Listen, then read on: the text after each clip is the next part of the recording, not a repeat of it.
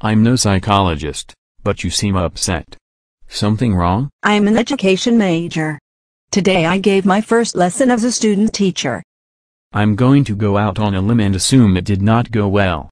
What happened? Spitballs? Paper airplane? I spent 3 hours on the lesson. Only 5 of 26 students did well on the assessment. Maybe I'm not a good teacher. You are upset because you care. That makes you a good teacher. What were you teaching them for 3 hours? I was teaching them the name and order of the planets. I am an aspiring Earth and space science teacher. Wow, I am surprised that dual coding was not more successful for that particular lesson. Dual coding? What is that? What? You do not know what dual coding is? I thought you said that you are in an education program. I am in an education program at the university. I happen to be on a full scholarship and am in the top 10% of my class. Then you must not be at Walden University. If you were at Walden University you would have taken Dr. Sugar's class and you would know all about dual coding. Walden? Yes, Walden. It is the Harvard of online universities. Well, they did not teach me anything about it. It must not be effective. You are wrong.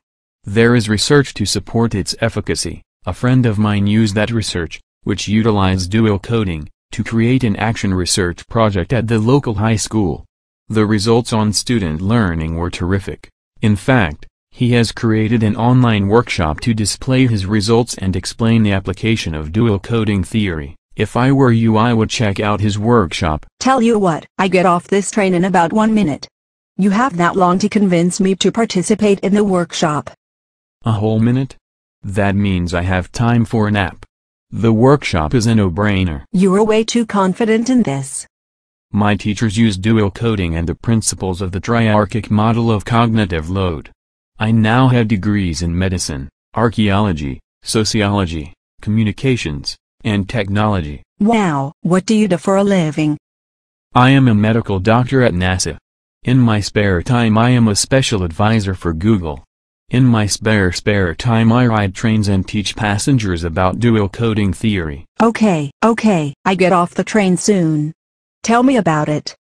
It is simple. Dual coding is part of a cognitive theory of multimedia learning and is based on 3 main assumptions. There are 2 separate channels, auditory and visual, for processing information, sometimes referred to as dual coding theory. Each channel has a limited, finite, capacity, and learning is an active process of filtering, selecting, organizing, and integrating information based upon prior knowledge. The first of those 3 principles, dual coding, provides an excellent strategy for helping your students remember the names of planets as well as their atmospheric conditions. But how would I use that to create a lesson?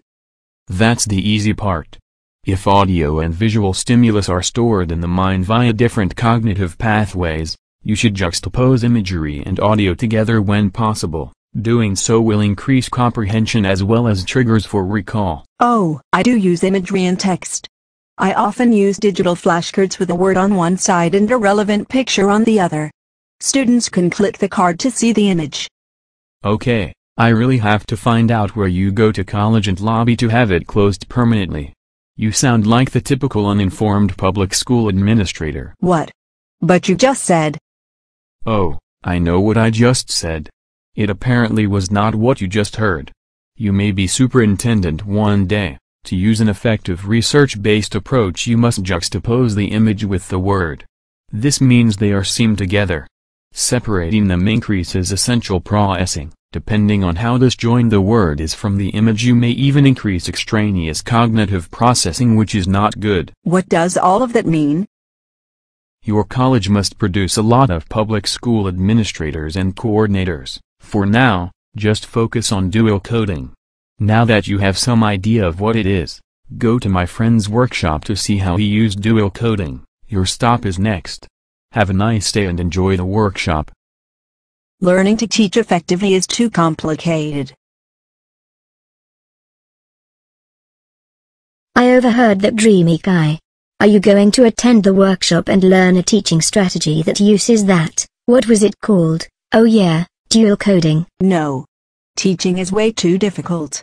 I am going to become an assistant principal so that I can just evaluate teachers instead of being one.